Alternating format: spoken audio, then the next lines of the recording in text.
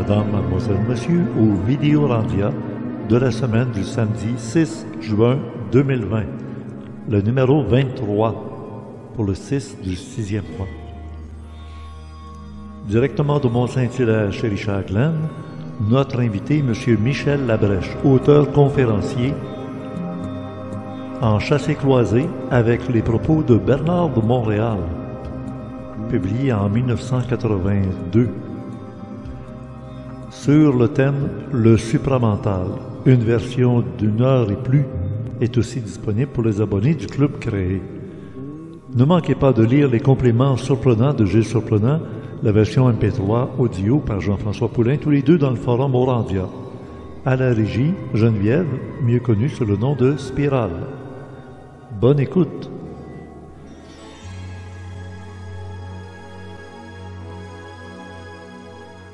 Bonjour tout le monde. Eh bien, cette semaine, c'est un peu le prolongement des 3-4 dernières semaines où on a fait sauver de telle ou telle manière, par la connaissance, par l'expérience, sauver la souveraineté sauvée.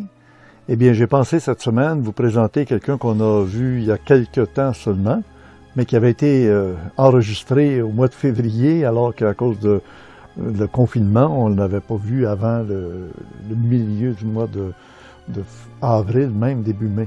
Il s'agit de M. Michel Labrèche. Vous vous souvenez, celui qui nous a présenté cette encyclopédie? J'allais dire une encyclopédie parce que, tu sais, quand tu es rendu à 22 livres ou 8 volumes, c'est du matériel tout ésotérique, j'oserais dire de cette façon-là, parce qu'il aborde tous les sujets qu'on connaît en ésotérisme. Et là, aujourd'hui, on va faire presque une confrontation avec M. Michel Labrèche, l'auteur de cette série, et Bernard de Montréal. Pourquoi? Parce que les deux semblent avoir la même source, le même contact. Hein? Bernard disait qu'il était fusionné. Je ne sais pas si Michel Labrèche l'est autant que Bernard, c'est pas une question de compétition, c'est une question de différents points de vue d'une même réalité. D'ailleurs, la semaine dernière, je vous ai présenté Guy. Vous vous souvenez, Guylaine Langto, qui prend le nom de Guy. Dièse Guy. Michel Labrèche, je ne sais pas s'il garde son nom. Il n'est pas rentré en communauté. On sait que les gens, quand ils rentrent au couvent, deviennent religieuses ou religieux, ils changent de nom. Eh bien, Michel Labrèche, s'appelle-tu toujours Michel Labrèche? Bonjour, Michel. En fait, c'est mon nom et je vais garder. Bonjour, Richard. Ben, bonjour. Oui, Labrèche. C'est bon, parce que la brèche, c'est par là que la lumière passe, hein? Effectivement. D'ailleurs, si on va dans l'hébraïsme, la brach, ça veut dire le souffle divin qui vient de Dieu. Oh là, ben s'il est divin, il vient de Dieu, c'est sûr. Mais Michel, la semaine dernière, j'ai reçu Guylaine Langto, que tu as connu à l'époque où elle était médecin, docteur, bien connu au Québec, et qui, la semaine dernière, nous a parlé de son rôle de Dies Guy. Qu'est-ce que tu penses de ça, de prendre le titre de Dieu? Elle a dit que c'est un mixage entre Dieu et déesse. Je suis d'accord que la contraction du mot veut parler de deux réalités. Et quand on parle de Dieu, on parle de l'universel. Puis quand on parle de déesse, on parle de la partie divine, féminine, si on veut. Oui. OK? Et si on fait la contraction des deux, moi, ce que je dis, c'est qu'à un moment donné, autant Bernard de Montréal parle du supramental, autant un jour, il faut être capable de dépasser la forme du supramental puis aller en dehors de ça, parce que c'est quand même une forme de connaissance. Et ce qu'on va essayer de faire tout à l'heure. Et Guylaine, en passant, je l'ai rencontrée une seule fois, moi, il y a 30 ans, à la Pinsonnière, dans Charlevoix, pendant que ça n'avait pas passé au feu. Et elle venait de sortir son livre sur la mafia médicale. Puis moi, je préparais mon livre, Le Statut de la liberté, qui était l'ancêtre du livre que toi t'as montré. Là, ça, c'est un livre de 1995 à peu près. OK? Et tout ce que je veux dire, c'est que je comprends son point de vue parce que en tant que femme qui s'assume, en tant que femme qui veut faire un peu matriarcat, un peu comme les Amazones, puis dépendre le point de vue féminin, parce que trop souvent, le point de vue masculin a masculinisé donc le concept de Dieu comme étant un homme.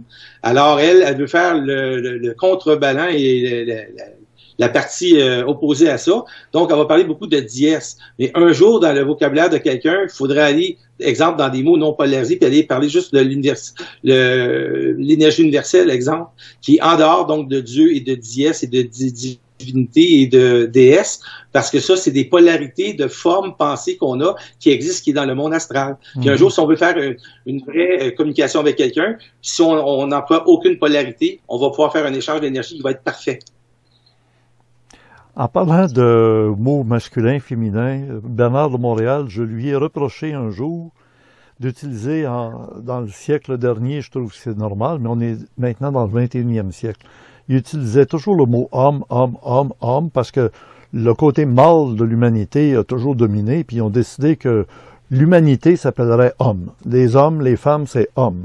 Alors que homme et femme, c'est deux réalités distinctes dans l'énergie. Et pourquoi avoir pris le mot du mâle qui domine sur la femme, puis qui va encore dominer avec le terme homme, alors que quand on parle de l'homme en contrepoids, c'est la femme, comme le mâle, la femelle, mais pour parler de l'humanité, où on dit humanité, où on dit l'être humain. Parce que si on veut intégrer l'homme et la femme, arrêtons de prendre juste un des deux côtés. Alors, toi, est-ce que dans ton discours, tu utilises le mot humain au lieu de toujours parler de l'homme? L'homme va faire ci, l'homme va faire ça. Attends une minute, là. L'homme, c'est mâle, c'est masculin, et la femme n'est pas concernée encore, ou bien non, tu l'as intégré? Oui. Alors moi, je l'ai intégré, mais d'ailleurs, dans mon livre au début, il y a comme une note pour les lecteurs qui dit que si j'emploie le mot homme ou humanité de façon générative, c'est simplement pour représenter l'humanité de façon globale. Donc, parce que l'homme inclut la femme, puis la femme, en fait, c'est que c'est la version féminine d'un homme. Donc, la femme, c'est un homme, mais dans un corps femelle. Tu comprends-tu? Et alors, on pourrait dire qu'un homme est une partie masculine d'une femme. Pas tout à fait. Ah, ça pourquoi là? Pourquoi là? Il y a une différence? Regarde, on parle de l'humanité. L'humanité humaine. Main, c'est la main. Il y a deux mains. Main droite, main gauche. C'est le genre. Donc, vu qu'on a des mains, on est des humains. Un humain, dans la polarité sexuée, fait qu'il y a un mâle et une femelle. OK? Ben oui, d'ailleurs, ils sont faits pour être en face à face. Comme un homme et une femme, c'est fait pour être en face à face. Totalement. Mais ce que je veux dire, c'est exemple, dans mon livre, je vais aborder, puis je vais vous dire que dans la réincarnation, que Bernard dit que l'homme ne comprenait pas c'est quoi la réincarnation, être un homme sur la Terre, c'est une fonction d'incarnation, tandis qu'être une femme, c'est une condition d'incarnation. La différence, elle est très subtile. Oui, ben, j'aimerais que tu me la définisses et l'expliquer un peu. C'est la première fois que je l'entends, celle-là. Alors, un esprit, un âme, qui va s'incarner dans la matière, va prendre un corps physique, physicalisé, pour être capable un jour d'intégrer donc le principe donc de l'intelligence avec le principe de l'amour dans un corps physique qui présente le principe de la volonté. Donc, quand un esprit ou un âme s'incarne dans la matière, donc ça, c'est le principe de l'humanité. Donc ça, c'est une fonction d'incarnation. La fonctionnalité, c'est de quitter le monde immatériel pour venir dans le monde matériel. Tandis que quand tu es une femme, tu fais exactement ça, mais en plus, il y a comme une main attachée en arrière du dos.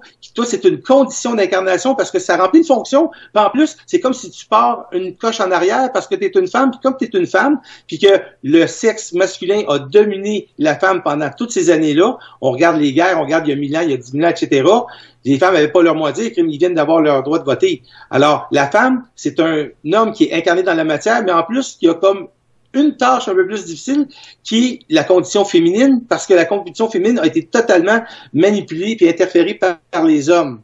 Alors là, on arrive à un état où on va être égalitaire entre l'homme et la femme, et les deux sont aussi importants un que l'autre, et les deux ont des fonctions différentes, et ils se regardent effectivement face à face, mais antérieurement, c'était encore plus difficile. Quelqu'un qui s'incarnait en tant qu'homme sur la femme qui devenait une femme, ben c'est sûr que c'était un coefficient de difficulté différent. C'est comme quelqu'un qui va faire des plongeons puis va faire 3 figures de style au lieu de 2. Ben, la 3e figure de style est plus difficile, coefficient de difficulté différent. Donc, évolutivement parlant, c'est beaucoup plus payant quelqu'un qui s'incarne en tant que femme parce qu'en tant que femme, si elle est capable d'aller au-delà du conditionnement puis de la manipulation qu'elle va subir, elle va être capable de recevoir les trésors du ciel plus, puis ça va être une vie plus payante évolutivement parlant quand elle va venir dans l'astral pour se réincarner une autre fois. Puis j'ai expliqué une autre chose très intéressante, aussi importante, c'est qu'en principe de magnétisme électrique, l'électricité, OK? Si tu es un émetteur, c'est une chose, si tu es un récepteur, c'est une autre chose. Mais si tu es un récepteur, tu es automatiquement un émetteur. Donc, moi, c'est Jarrett qui m'a montré ça. Et quand il m'a dit ça, moi, j'ai dit instantanément, parce que j'ai mon contact avec ma source.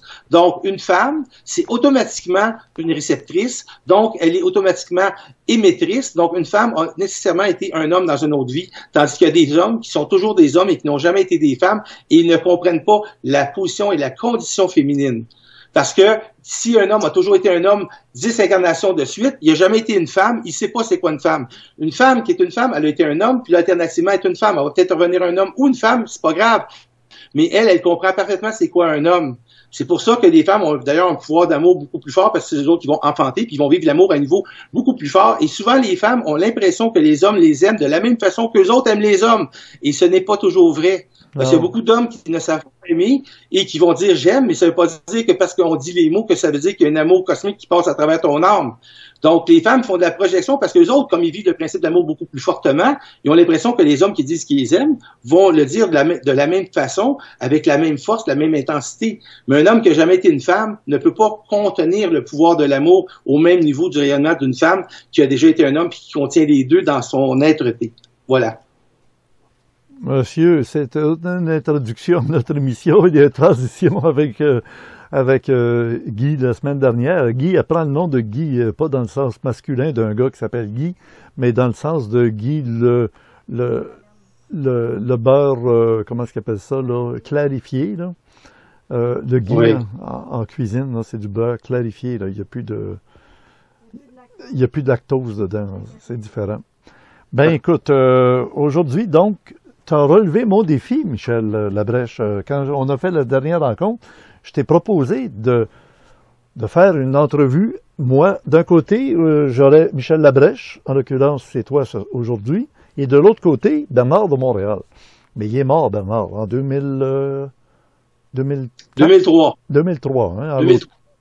Ouais, oui, en novembre 2003. En fait, on dit, dans l'ésotérisme et dans la conscience, on dit Bernard, il a changé de plan parce qu'il est encore en vie, mais il n'a plus de corps physique, mais il est avec son corps moronciel dans une autre dimension, puis il est en train de travailler sur la transition entre la 5e et la 6e race autour de la Terre. Laissez-moi vous dire ça. Ce que tu appelles les 5e races et 6e races, j'aimerais qu'on précise, il ne s'agit pas des Noirs, des Asiatiques, des Blancs, c'est pas ce niveau de race-là dont on veut parler. Non. Si on veut expliquer c'est quoi les races, il y a un livre qui est super bien fait, qui a été fait par Victor Emmanuel, qui s'appelle Réconciliation avec la vie, et qui explique que au début, les âmes, quand ils s'incarnaient, ils venaient sur la Terre et ils revenaient dans l'astral, et ils n'étaient pas pris donc par la gravité, puis par le pouvoir de la sexualité, puis la nourriture, etc. Mm-hmm. Donc, il y a eu des races boréenne, hyperborée, la Lémurie. Il y a eu donc toutes ces races-là qui ont mené donc jusqu'à l'île de Pâques, etc.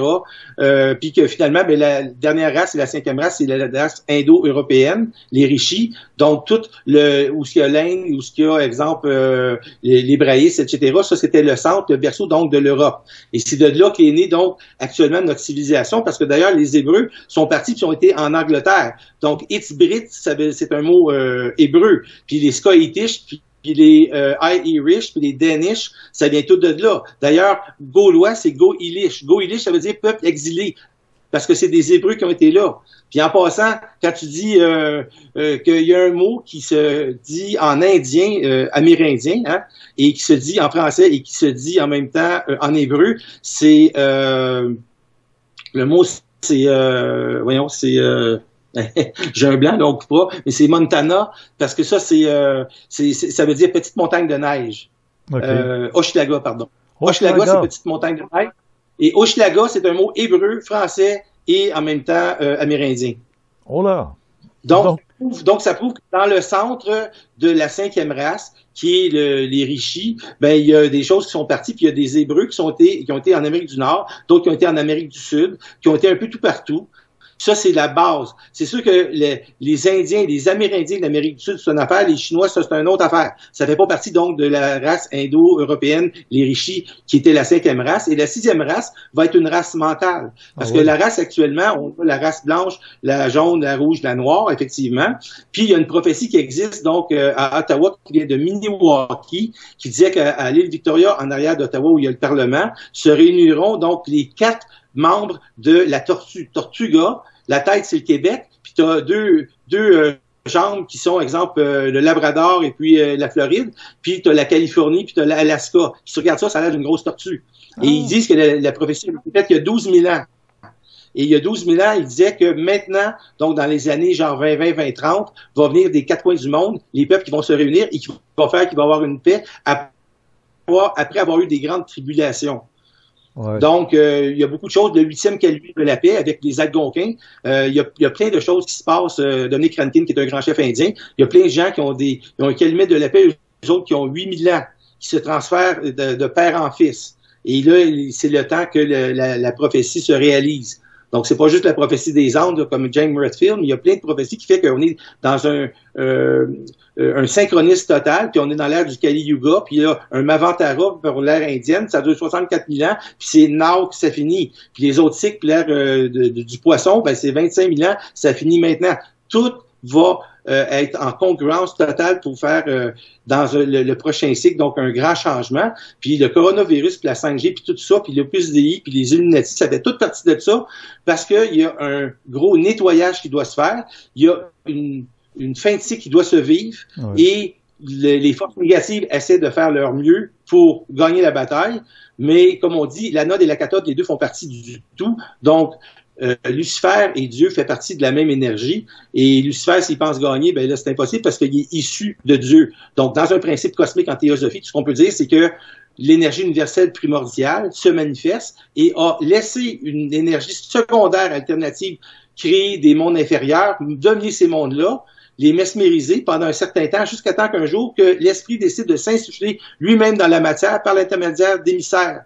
Et les émissaires qui vont recevoir l'esprit, qui vont être en contact total avec l'esprit, vont pouvoir recevoir le pouvoir de l'amour et être capables de manifester un amour.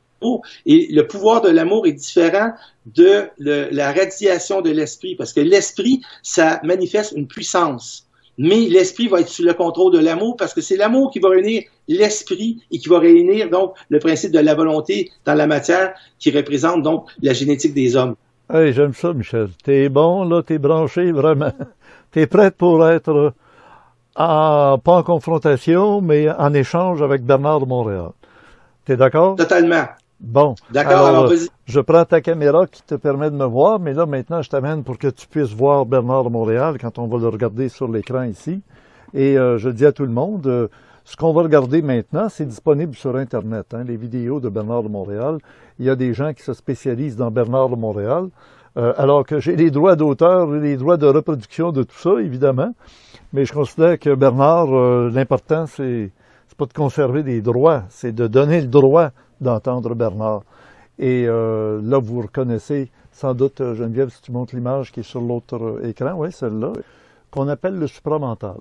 Alors, pour y aller, j'ai pensé vous amener sur un site qui diffuse déjà beaucoup de conférences de Bernard de Montréal, qui s'appelle Diffusion, traduction, BDM, Bernard de Montréal, traduction, intel.com. Alors, autrement dit, c'est Diffusion BDM International. Et je ne vais pas très loin, je vais prendre celui-ci qui est un document très ancien, qui remonte à 1979, comme vous voyez sur l'écran ici. Eh oui, Bernard de Montréal, 1979. Et Michel Labrèche nous écoute. T'es prêt, Michel? Oui, je suis prêt, on va écouter. On va écouter Bernard de Montréal et on s'attend d'avoir tes commentaires dans quelques instants. Si tu veux qu'on intervienne, tu me fais signe, j'arrête Bernard et on t'écoute. Allons-y. Parfait. Qui est derrière le supramental? La première question, Michel. Qui est derrière le supramental? Qu'est-ce que tu pourrais me dire avant qu'on entende la réponse de Bernard? Qui est derrière le supramental? Quand tu dis ça me parle, là. Tu dis c'est des intelligences. Bon, moi, ce que je comprends, c'est que le supramental, premièrement, c'est une forme de connaissance qui est très élevée, mais qui vient du monde éthérique parce que ça n'existait pas dans le monde astral. Quand ça a été canalisé par Bernard, puis que ça avait été annoncé par Gurdjieff, puis Steiner, Aurobindo, tous ces gens-là dans les années 50-60, il disait qu'en 69, la supramental était pour descendre sur la Terre. En effet. Bernard de Montréal, qui était déjà incarné, a comme fusionné avec sa surconscience et il a connecté avec une entité qui était très, très haute dans le monde éthérique, qui était sa source à lui. Alors, moi, ma source à moi, elle est similaire en énergie à celle de Bernard, mais elle exprime des choses de façon différente. On est dans des époques différentes. Ça, c'est une vidéo qui date d'il y a 40 ans. Et moi, 40 ans plus tard, j'ai une version qui est complémentaire, qui est pas la même énergie, mais qui est une énergie qui est très symbiotique avec celle-là. Okay. Donc, le supramental, pour moi, c'est des Melchisédek, qui veut dire roi de la justice, qui sont des êtres éternels, qui sont dans un monde éthérique et qui ont pour mandat de faire descendre donc le principe de l'intelligence sur la Terre, parce que la lumière doit se rendre jusque dans le plan matériel pour que certains émissaires, dont Bernard, dont moi, dont d'autres personnes, puissent être capables d'être exposés à cette lumière-là et être capables donc de la transposer en vulgarisation pour que des autres personnes qui n'ont pas accès directement à cette conscience-là et n'ont pas cette connaissance-là soient capables de l'intégrer puis de l'assimiler plus rapidement, parce que là, le temps s'accélère, puis il y a plein de choses qui se passent actuellement pour qu'on aille voir donc un changement de cycle. OK, c'est bon. Alors, on retourne écouter Bernard. Voici la réponse à la question que je venais de poser à Bernard. Bernard, qui est derrière le supramental?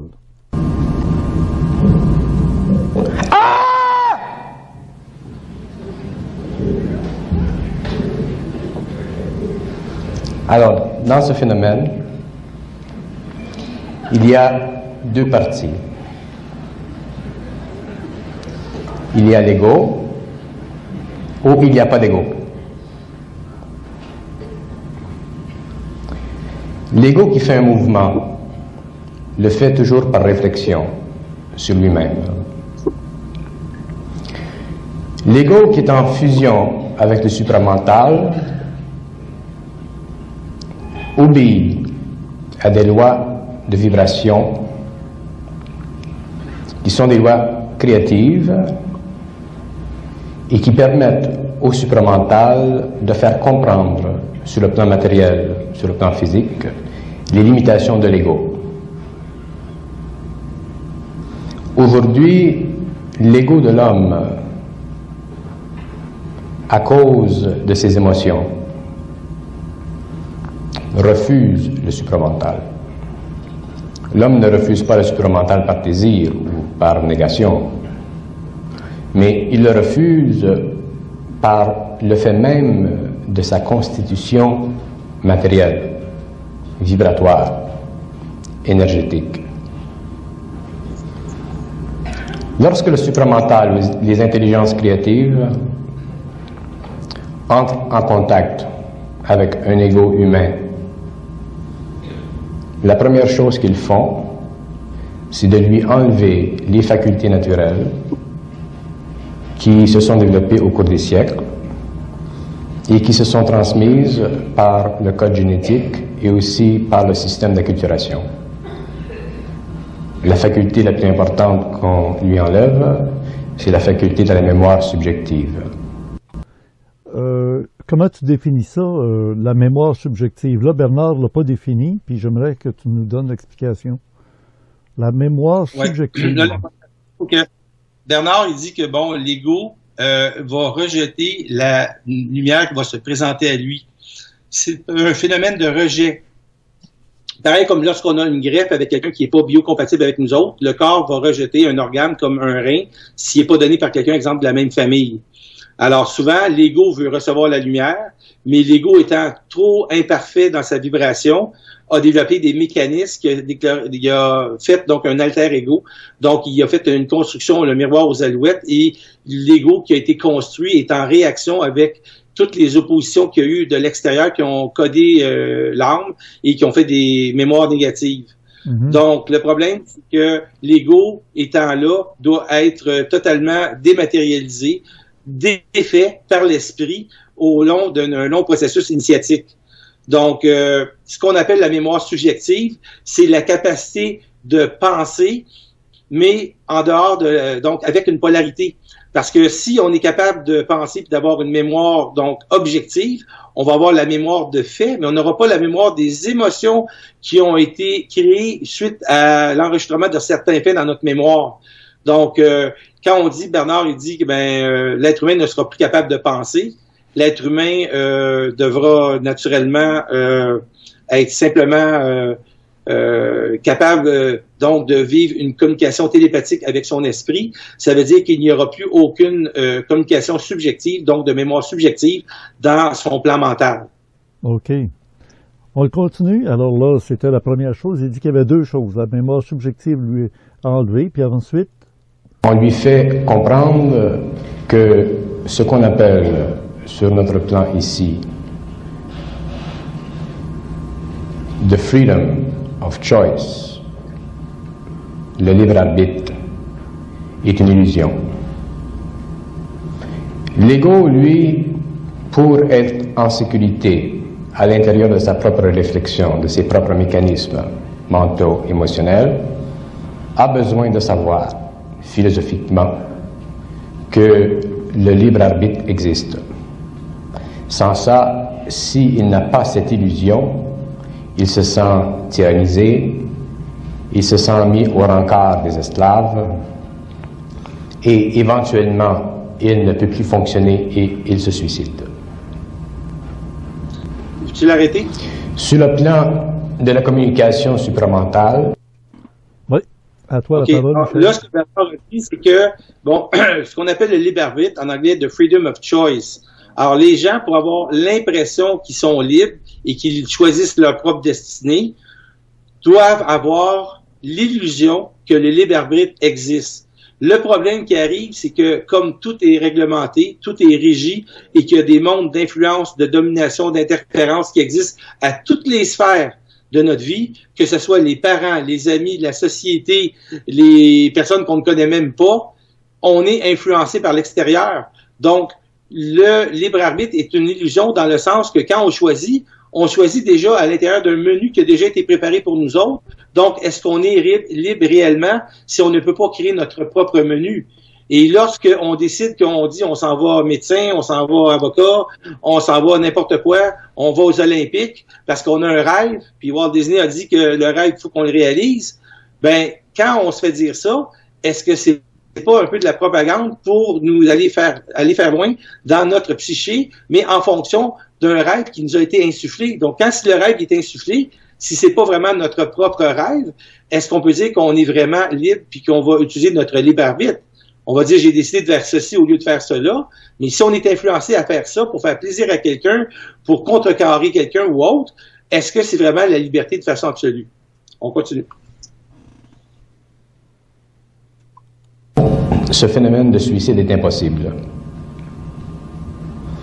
Mais le phénomène de réalisation de la relation totale, unitaire entre l'ego et cet autre niveau d'intelligence doit être totalement et absolument intégré dans la personnalité. C'est-à-dire que l'ego n'a plus de jeu d'espace psychologique pour discuter philosophiquement de la réalité du phénomène.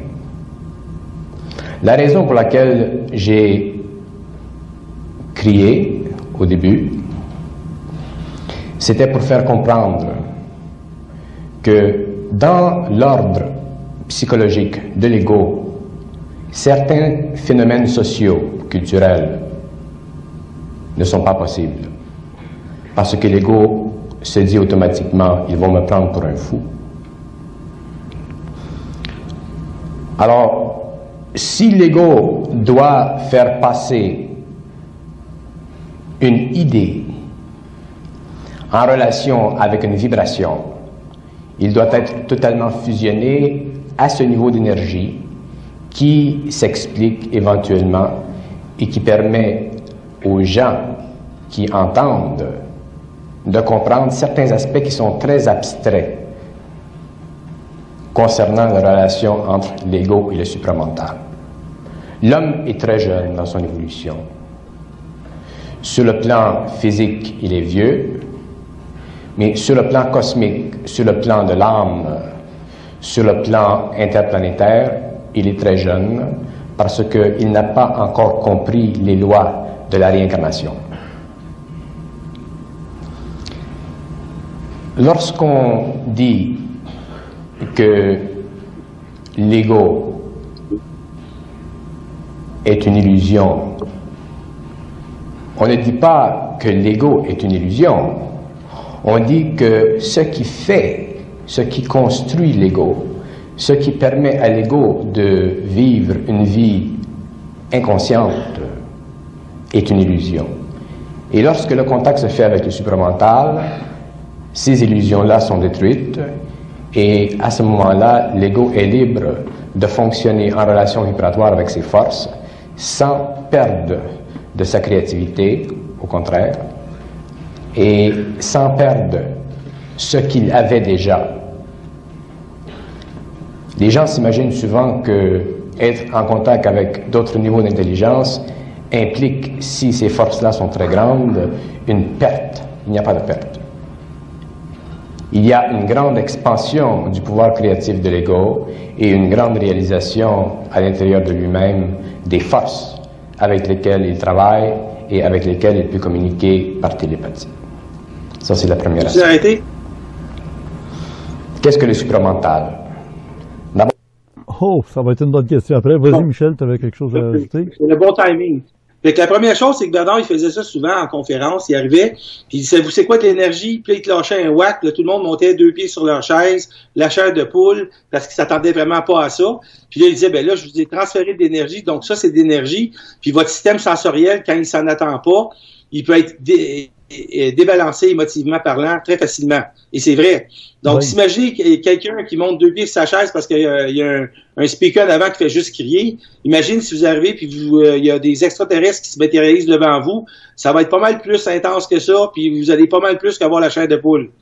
Donc, l'être humain n'est pas encore prêt, mais il devient de plus en plus prêt parce qu'il est en préparation à rencontrer des civilisations qui sont là, qui nous supervisent, qui sont là pour nous épauler, parce qu'il y a un troc qui va se faire cosmique entre ces intelligences-là puis nous autres dans un temps très bref. Maintenant, Bernard, il dit que l'ego existe, et c'est vrai. L'ego, c'est une construction réelle, mais temporaire, subsidiaire. Pourquoi? Parce que l'ego, c'est la construction de toutes les impressions que l'âme reçoit et de toute la souffrance que l'âme va vivre, véhiculer, qui va être stockée dans un continuum énergétique et qui, en réactionnellement parlant, va construire quelque chose pour se parer donc d'autres souffrances, et ils vont faire une construction alternative, temporaire, qui un jour doit être détruite. Donc, quand il dit Bernard, effectivement, l'ego est vrai, mais c'est ce que l'ego véhicule qui est pas vrai, c'est le matériel, le contenu à l'intérieur de l'ego est simplement un sol qui est meuble, sur lequel il peut pas avoir de fondation solide comme le de Jupiter. Donc, la connexion avec le supramental fait en sorte qu'un jour, lorsque l'ego est translucide, c'est-à-dire qu'on garde notre ego, mais il est comme déégoïfié. C'est comme de l'or qui a de l'arsenic, on enlève l'arsenic, il reste de l'or pur à 100%. Alors, l'ego devient de l'or pur à 100% comme, puis à ce moment-là, il peut donc être une espèce de contenant qui va véhiculer la conscience, mais il va être centrique au lieu d'être égocentrique. Donc, ça va être centré sur une perception et une connexion avec le centre de l'univers, et ça va être quelque chose qui va être très, très créatif parce qu'il va avoir un download d'une énergie, et comme on dit, à ce moment-là, l'ego n'a plus de place dans sa tête pour contrecarrer les ordres qui viennent du général de l'armée céleste de Dieu lui-même. Alors, quand Dieu se manifeste, il peut se manifester par les anges, qui sont des porteurs de lumière, qui sont des messagers, et il peut se manifester par une énergie d'intelligence qui va rentrer dans le mental supérieur d'un être qui va avoir réussi à trucider l'ego, c'est-à-dire s'en débarrasser et de garder juste la forme qui crée l'ego pour que ça devienne un contenant qui va véhiculer la conscience de l'intelligence. Et ça, quand ça va être adjoint avec l'âme, qui va agir en tant que champ de force et en tant que pouvoir cosmique, va être capable de réunir l'esprit et le corps physique, et dans la même unité, va avoir donc les 3 principes d'intelligence, amour et volonté, et là, ces personnes-là vont devenir des émissaires de l'esprit qui vont être incarnés par loi matérielle dans la matière et qui vont être capables d'altérer et changer la société de, je ne dirais pas quoi, ça commence par le mot M, qui on vit actuellement, qu'on n'est même pas capable de se corriger. On est en train de s'auto-détruire en faisant toutes sortes de choses qui est contre le genre humain. Voilà. OK. Le M, je sais de quoi tu veux dire. Dans la société, on est dans une société de M, mutation. Et voilà. Oui. Michel, là, tu as entendu la question qui venait où Bernard était pour définir ce qu'est le supramental. Alors là, avant de l'écouter, lui, donne-moi ta définition du supramental. Alors moi, la définition du supramental, comme je dis, j'en ai parlé un petit peu tout à l'heure, c'est une forme de connaissance qui, aujourd'hui, devrait être détruite parce que Bernard, aujourd'hui, s'il était encore vivant, déferait les formes qu'il a créées, qu'il a utilisées, genre le périsprit, l'acheteur de pensée, tous ces mots-là qui ont été parce que ce sont des formes, il faut qu'on se parle avec des mots. Les mots contiennent des formes, les formes sont des vibrations. Quand on est capable de transférer une vibration à l'intérieur d'un mot, on va transférer quelque chose. Mais quand la personne va évoluer, puis de façon plus subtile, on va être capable d'aller plus loin, on va changer notre vocabulaire, on va l'adapter. C'est pour ça que les mots doivent migrer avec l'être humain qui va être en évolution. Alors, le supramental, c'est quoi? Si on définit c'est quoi le mental, c'est l'intellect et le rationalisme, qui est le développement par expérimentation et expérience de l'être humain, donc dans la matière, qui apprend et qui apprend à s'élever au-dessus de la matière à cause qu'il y a un âme qui va répertorier toute la mémoire de l'expérience qui a été véhiculée. Et le supramental, c'est être capable d'aller au-delà du mental normal régulier, donc c'est le supra ou le super mental, c'est le mental supérieur, c'est un mental qui, lui, ne sera pas sujet au conditionnement extérieur et qui ne sera pas sujet à la manipulation extérieure parce qu'il va être shieldé de ça, parce qu'il n'aura pas les réactions émotionnelles de basse vibration qui accompagnent normalement les expériences qu'on est manipulé ou on est dominé à notre insu. Donc, la jalousie, la peur, la convoitise, le doute, toutes ces affaires-là, c'est des choses qui ne nous habiteront pas. Et comme ils n'habiteront pas notre esprit, quand on va recevoir de l'énergie de l'esprit universel, ça va rentrer, mais dans le mental supérieur, qui va être la capacité de recevoir cette énergie-là, mais en ne bypassant pas le message original et en étant capable de manifester donc, cette énergie-là, mais dans un niveau physique où il y a une matérialisation pour une création, parce que tout doit être création. La magie, c'est l'art de prendre de l'énergie et de se servir de cette énergie-là pour faire une création dont on va bénéficier tout le monde, individuellement et globalement. Bravo. Voilà. Là, on va écouter Bernard de Montréal. En 1979. Quand je dis que penser, c'est une perte d'énergie, je dis que penser, c'est une faculté mécanique, cérébrale, humaine, qui fait partie de l'évolution de l'homme, mais qui éventuellement sera totalement arrêtée si l'homme est pour connaître et si l'homme est pour travailler avec des intelligences qui sont d'une très grande simplicité, mais d'une puissance énorme.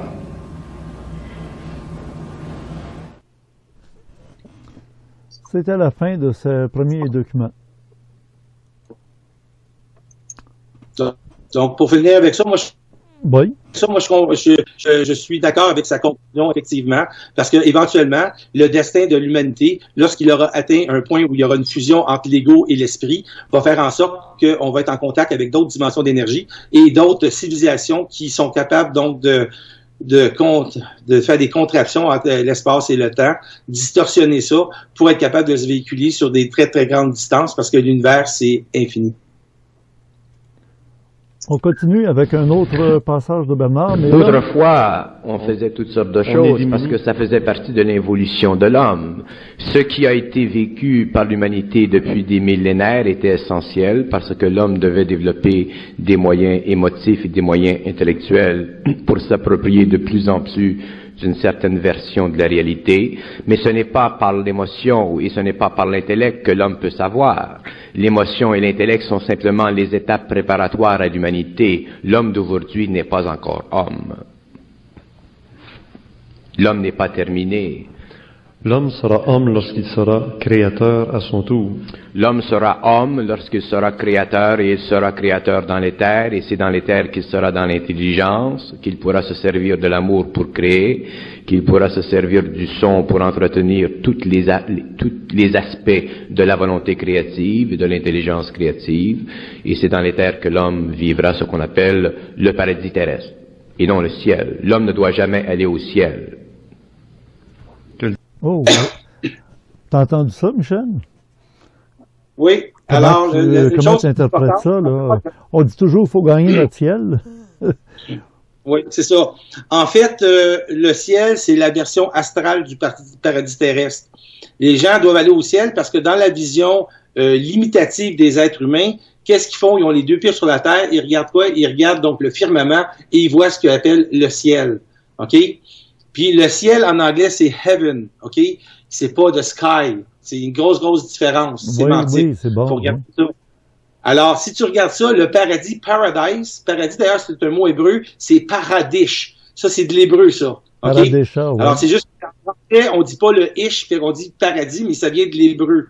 Il y a beaucoup de choses qui sont dans la Torah, d'ailleurs, qui sont très bien codées là, puis ça fait depuis 5773 ans que c'est là. Puis c'est de la connaissance sacrée qui vient des Elohim, mais ça, c'est une autre histoire. Mais tout ce que je peux dire, c'est que Bernard parlait du pouvoir du son. Puis effectivement, quand l'être humain va avoir accès à sa surconscience en faisant un double éthérique puis en étant capable de créer un corps morontiel, il va être capable de se véhiculer partout dans l'univers, puis il sera plus atteint par les corps célestes, que ce soit des astéroïdes, des trous noirs ou d'autres planètes ou des étoiles. Donc là, on est limité à cause qu'on a notre cordon d'argent dans notre corps astral qui est connecté avec le corps physique. On peut se déplacer, mais relativement pas trop loin autour de la Terre. Tandis que quand le corps morontiel va être fait, ça va être une autre histoire. Et l'être humain sur la Terre aura, à ce moment-là, le pouvoir du son. Le pouvoir du son, c'est quoi? C'est le pouvoir d'activer avec, donc, son chakra de la gorge, une énergie qui va passer par le plan supérieur, qui va rentrer dans le corps physique, et quand il va habiter, donc le mental, ça va être une chose, puis quand il va descendre dans le corps physique, ça va allumer le troisième œil, puis en même temps, ça va se localiser dans la gorge ou le chakra. Donc, dans votre chakra de la gorge, de la thyroïde, vous allez avoir comme la faculté de faire un son qui va faire en sorte que ça va faire entrer les atomes en fréquence de résonance. Et en faisant ça, on va être capable d'avoir le pouvoir sur la matière pour la démoduler et la remoduler. Ça, c'est les mots, là, quand vous avez le mot modem, là, en informatique, là, c'est modulation, démodulation. C'est-à-dire organisation en ondes et désorganisation en ondes. Quand tu es capable de faire ça, tu es capable d'émettre un son. Puis ça me fait penser un peu le film Dune, à un moment donné, 1983. Dans ce film-là, il se met en dessous de la gorge. Ouais. Et en dessous de la gorge, quand il mettait l'appareil, ça amplifiait donc une résonance qu'il y avait par la parole et qui pouvait envoyer un son ou une énergie qui pouvait faire, exemple, éclater une matière. Mais le but ici, le pouvoir du son ne servira pas à faire éclater la matière, va servir à reconfigurer la matière, la contenir dans un champ de force et la remoduler selon l'intention de la personne. À Green Lantern, le pouvoir de la volonté, quand tu es capable de moduler l'énergie, tu peux la reconfigurer selon ta conscience et ce que tu as à faire comme travail créatif. Donc, c'est ça le pouvoir du son qui s'en vient. Avec des mots précis, le son avec précis. Avec des mots précis, exactement. Là, on va assister à ce qu'on appelle la magie cérémoniale. Pourquoi? Parce que les mots qui sont prononcés de façon vibratoire, les mots contiennent une énergie et les mots contiennent une forme. Et quand il y a une relation entre l'énergie et la forme et la conscience atomique de la personne qui est en connectivité avec le centre de l'univers, la personne, tout ce qu'elle a à faire, c'est prononcer les bons mots et ça va faire l'équivalent, mais je dis pas ça, pareil, l'équivalent des formules magiques dans tous les films ésotériques qui existent. Mais là, c'est pas en prononçant avec un grimoire une formule Serpitencus, puis que là, la personne va se transformer en serpent. C'est pas comme ça que ça fonctionne. C'est être capable de vibratoirement choisir les bons mots dans ton vocabulaire avec ta conscience qui vont comprendre la forme, l'énergie que tu vas éthériser par ton chakra de la gorge, puis que tu vas commander à la matière en la désorganisant et la réorganisant selon ta propre volonté, qui est la volonté cosmique, qui est connecté avec le centre de l'univers. Et monsieur, juste, on va finir d'écouter Bernard. Alors, allons-y avec celle-là. Pour que l'homme puisse réellement favoriser son individualité, puis en arriver éventuellement à une identité profonde de son être, il lui faudra avoir une conscience ou une science très très avancée de l'invisible. Une des qualités de l'évolution future sera justement basée sur cette science de l'invisible. Une science qui sera très profonde, qui ira très loin dans la documentation psychique de l'être, dans la documentation mentale de l'homme, vitale, émotive. L'homme doit connaître le secret du monde mental.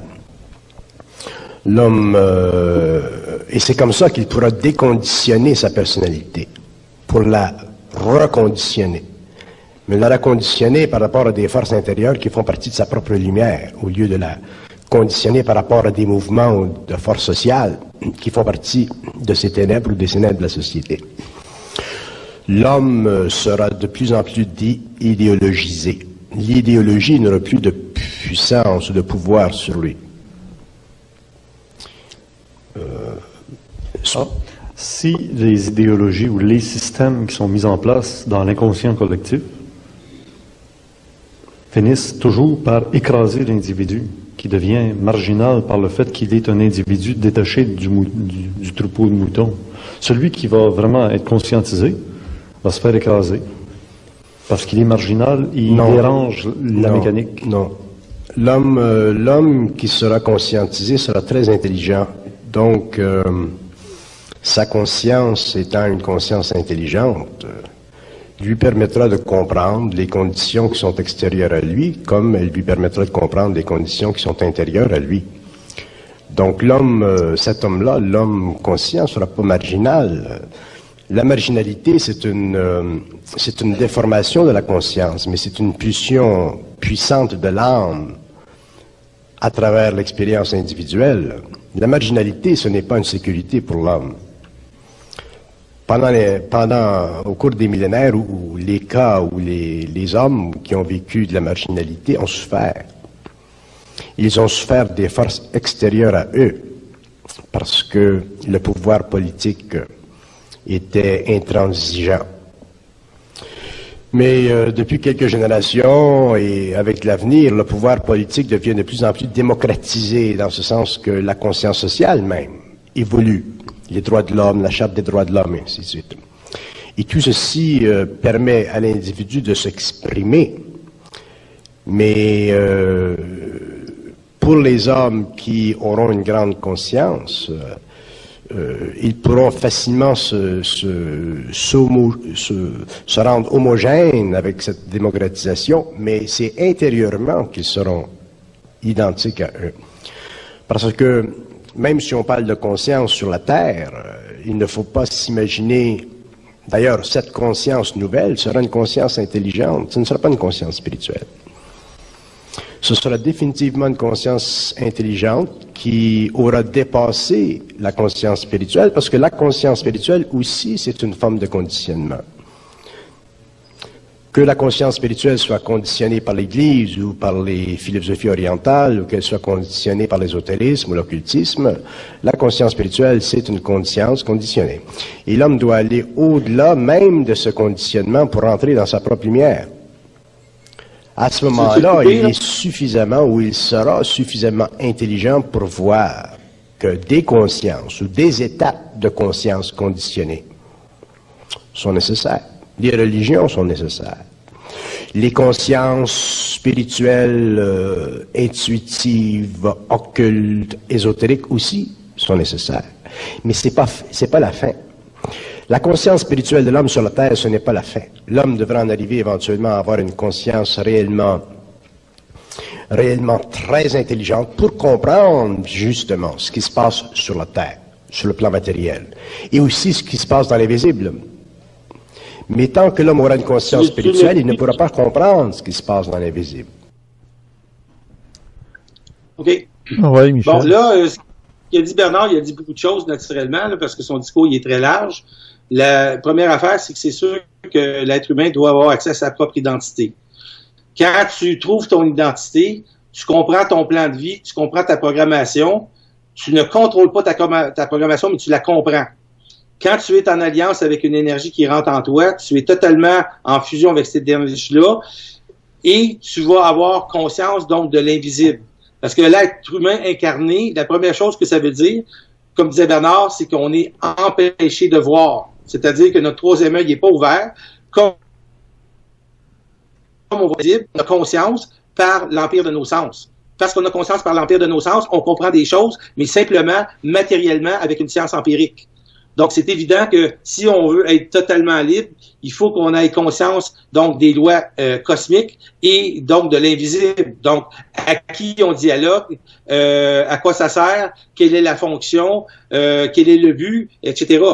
Donc, c'est sûr et certain qu'il y a des gens dans le passé qui ont souffert de leur grande médiumnité ou de leur grande conscience. Puis plus on recule dans des temps anciens, pensez à Jeanne d'Arc qui a libéré la France, pensez à Galilée, Copernic, Nostradamus. Il y a plein de gens qui savaient des choses, mais quand tu es un précurseur, même Einstein, tu fais rire de toi parce que tu es trop en avance par rapport aux autres.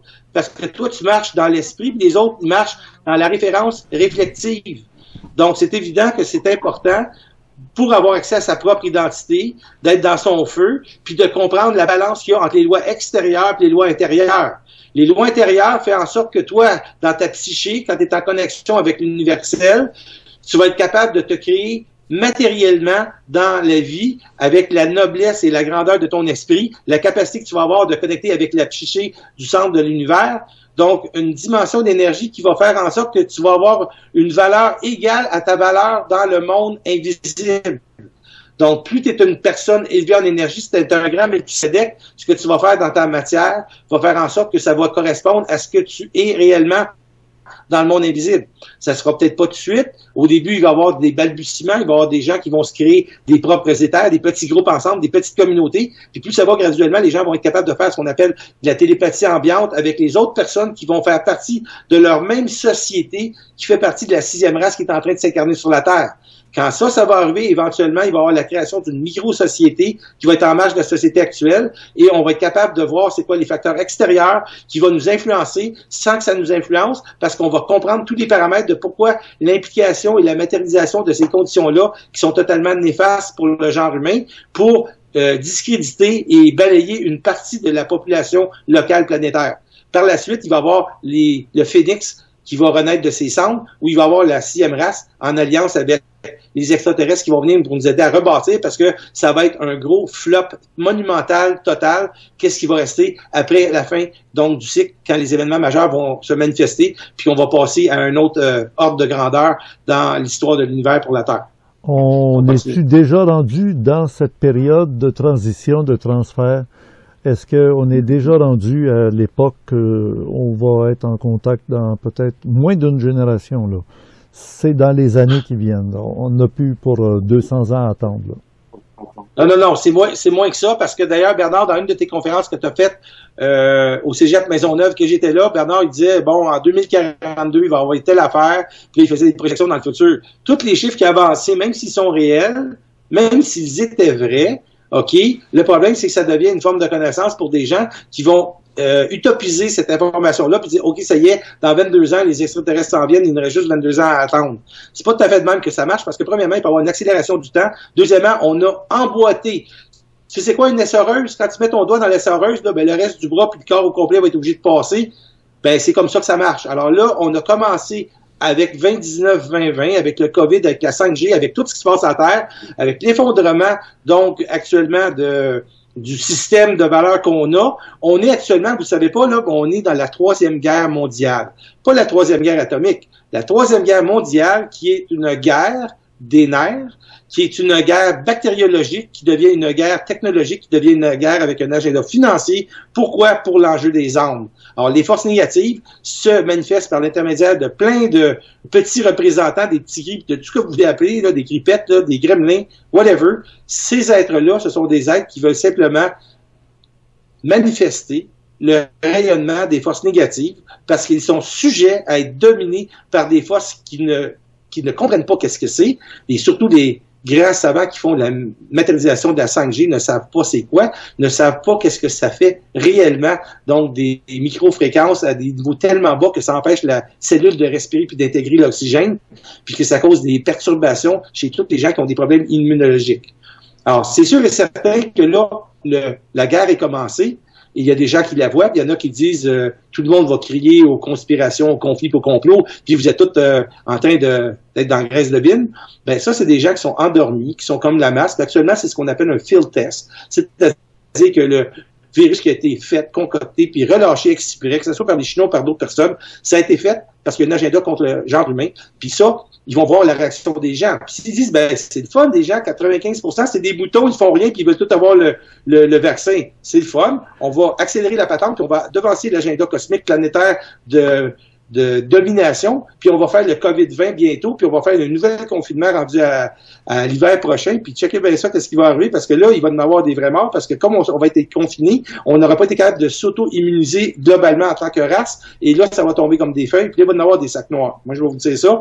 Fait qu'il faut faire attention, puis faites donc des emplettes, puis stack up, comme on dit, vos provisions là, pour le prochain hiver, parce que il risque d'être pas mal plus rough que ce qu'on a.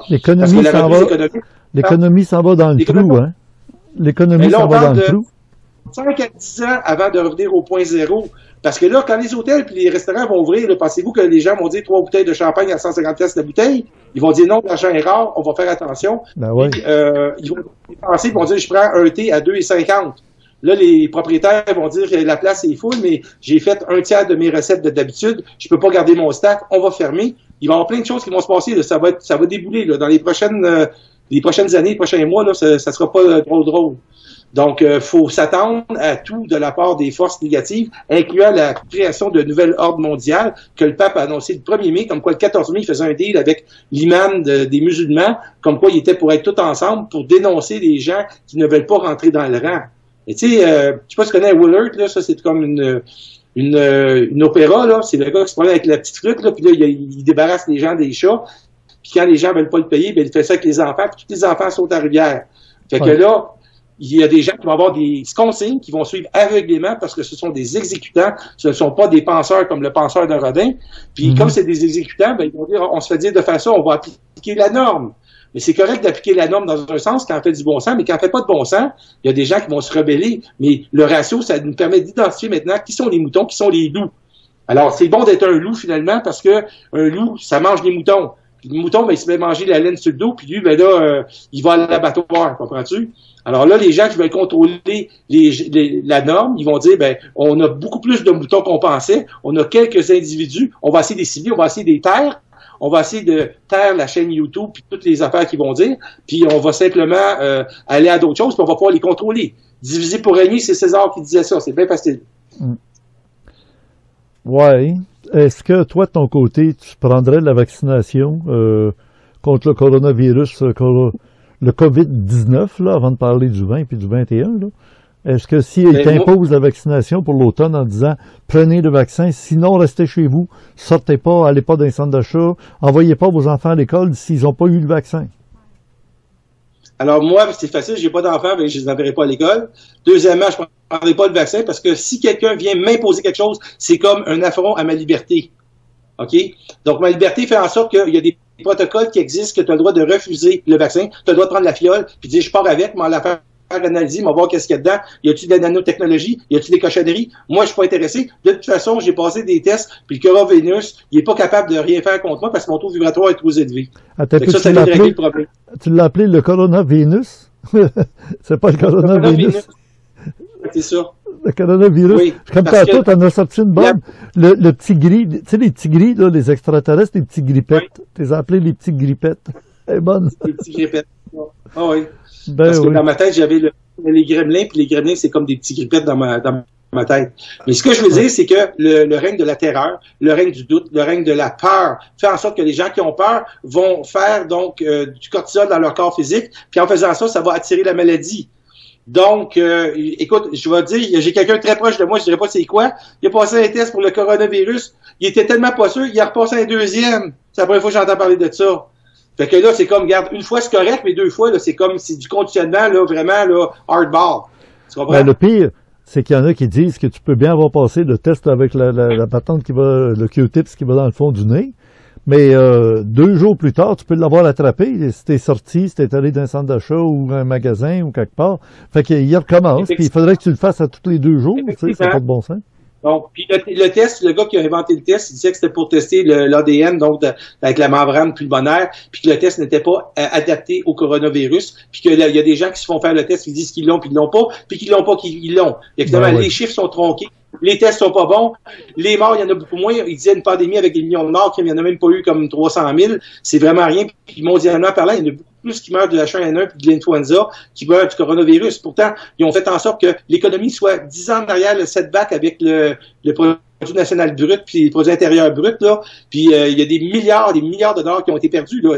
Et ça, c'est au profit. Quand il y a quelqu'un qui perd de l'argent, il y a quelqu'un qui gagne de l'argent. On regardera qui a fait de l'argent là-dedans. C'est-tu les Chinois? C'est-tu les banques? C'est-tu les Rothschild, les JP Morgan, Goldman Sachs? On sait pas. Mais c'est sûr et certain qu'il y en a qui se sont mis plein les poches, puis ils vont continuer à devenir encore plus d'êtres humains, puis ils vont sortir un vaccin, ils vont dire, vous êtes obligés d'avoir le vaccin.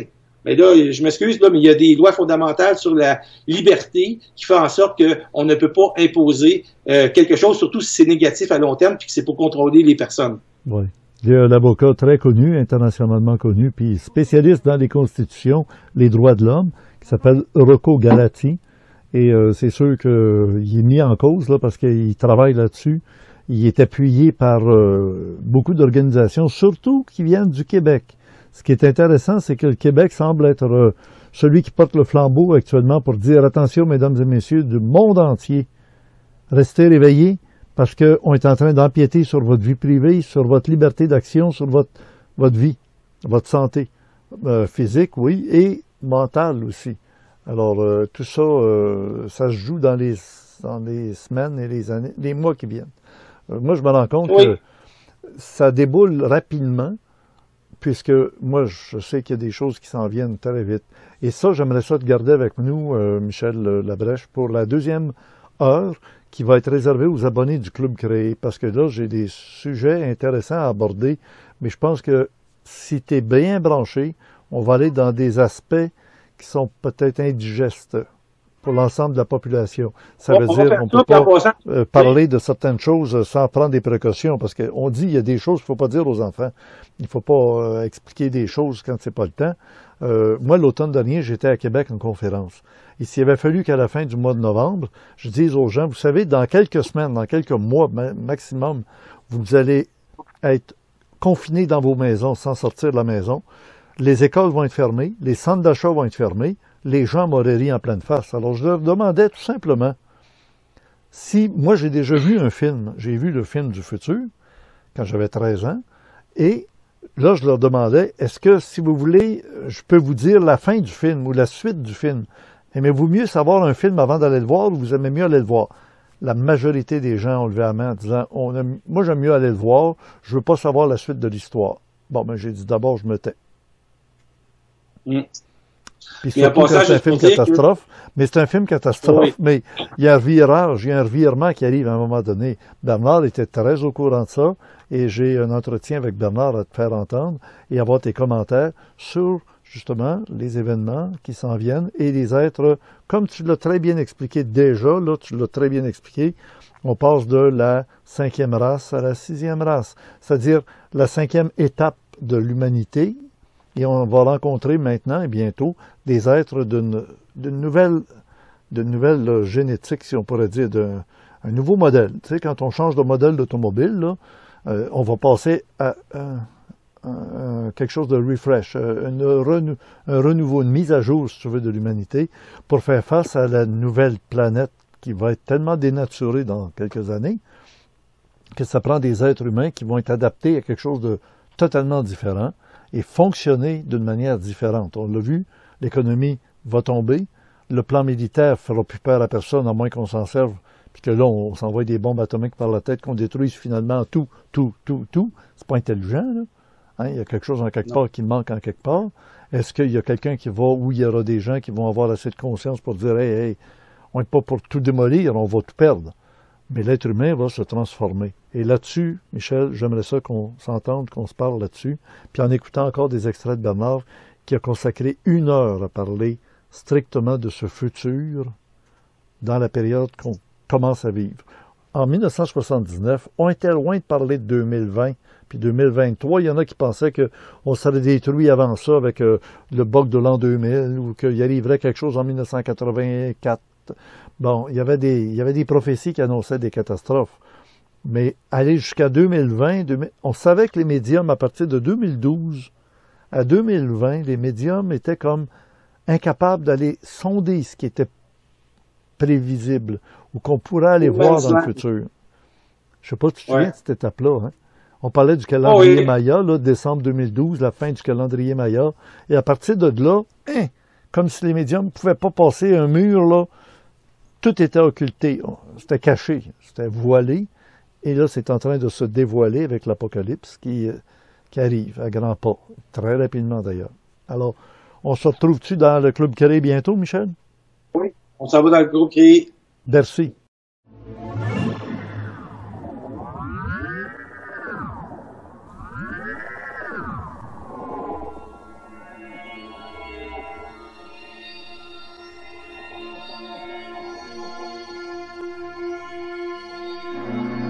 Nous venons de voir et d'assister au Vidéorandia de la semaine du samedi 6 juin 2020, le 6 du 6e mois 2020, le numéro 23.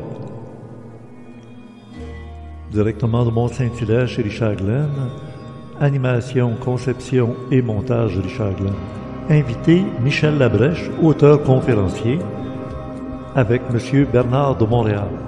Eh bien oui, c'est un rendez-vous dans le Club Créé pour aller encore plus loin dans un aspect qui va intéresser la grande majorité de tout le monde, les événements qui doivent arriver de maintenant 2020 à la suite, jusqu'à 2023 en particulier et ensuite. Ne manquez pas de lire le complément de Gilles Surprenant dans le Forum Orandia et la version MP3 par Jean-François Poulain. À la supervision technique, Emmanuel, Stéphane et Donald, à la régie Spirale. Qui est donc cette belle jeune fille, cette femme, au cou de M. Michel Labrèche? Oui, elle ressemble à Ray, n'est-ce pas, de La Guerre des Étoiles. C'est un rendez-vous dans le Club Créé à tout le monde. Vous ne serez certainement pas déçus des propos de Bernard de Montréal et des commentaires donnés par M. Michel Labrèche. Et voici des suggestions complémentaires avec notre rencontre d'aujourd'hui. Au plaisir de vous retrouver. À bientôt.